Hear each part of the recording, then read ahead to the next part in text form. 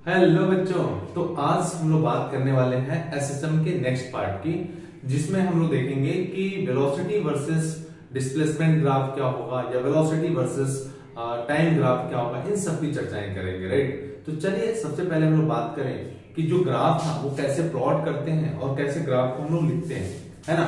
तो चलिए, हम लोगों ने देखा था बच्चों, हम लोग ने देखा था कि जो एफ है ये equal to F directly proportional to होना पड़ेगा माइनस एक्स। ये एसएचएम की एक फंडामेंटल कह सकते हैं या कह सकते हैं एसएचएम होने का ये पहला कंडीशन था कि अगर कोई बॉडी ऑसिलेटरी मोशन करती है, दूसरा जो फोर्स लगने वाला है वो डायरेक्टली प्रोपोर्शनल टू डिस्प्लेसमेंट होगा, तो हम बोल सकते हैं कि वो सिंपल हार्मोनिक मोशन कर रहा है।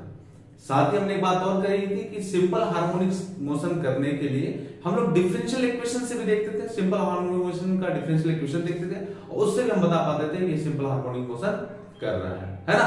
तो चलिए, अब f is directly proportional to minus x है। अब आगे देखते हैं, f is directly proportional to minus x है। राइट, f इज लिख सकते हैं हम लोग क्या, f इज लिख सकते हैं माइनस के इंटू एक्स, ये बात हम लिख सकते हैं। या फिर और देखें, f की वैल्यू लिख सकते हैं f equal to ma equal to minus k into x, a equal to लिख सकते हैं माइनस के x बाई कितना m। अब एक चीज देखें जरा ध्यान से समझे, इस बात को समझे जरा। अगर मैं इसको कंपेयर कर देता हूं, इसको मैं कंपेयर कर दूं, या फिर मैं इसको क्या लिख सकता हूं, बोलिए, इसको मैं क्या लिख सकता हूं, ओमेगा स्क्वायर इक्वल टू होता है के बाई एम। तो मैं क्या लिख सकता हूं, ओमेगा इक्वल टू कितना, अंडर रूट के बाई एम। अब मैं यहां पे के बाई एम की जगह क्या लिख सकता हूं, ओमेगा स्क्वायर लिख सकता हूं, है ना।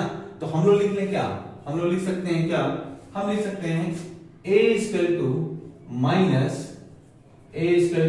Minus omega square x.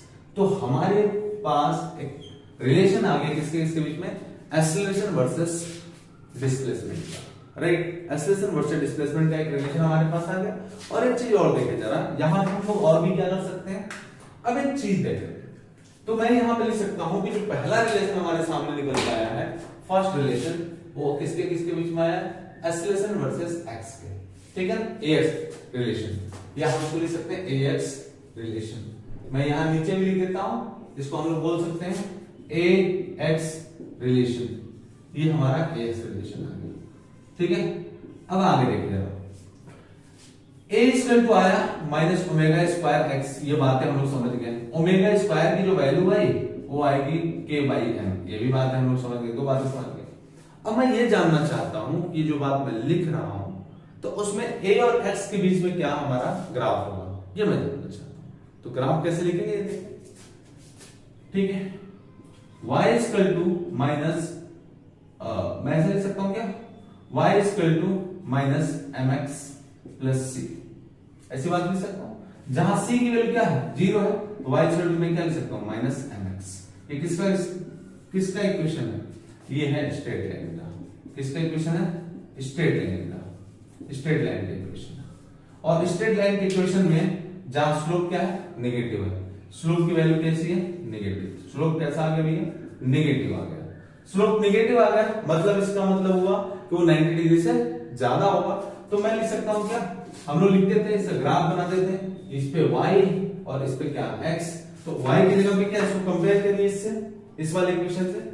ये इक्वेशन 1 एंड 2, ये दोनों इक्वेशन को अगर कंपेयर आप करेंगे तो क्या पाएंगे कि y की जगह पे क्या है, एक्सीलरेशन a है, तो इसको मैं हटा दूं, और x की जगह पे तो डिस्प्लेसमेंट है ही है, और मैंने कहा कि 90 से क्या होगा, ज्यादा होगा, तो 90 से ज्यादा हमने बना दिया ऐसे नेगेटिव। तो ये आपका मिल गया graph between the a and x, और ये रिलेशन मिल गया a equal to minus omega square x। तो नोट करिए, आगे बढ़ते हैं। चलिए, आशा करते हैं ये चीज समझ में आया होगा आपको। इसको बोलते हैं एक्सीलरेशन वर्सेस डिस्प्लेसमेंट रिलेशन, है ना, ठीक है बच्चों।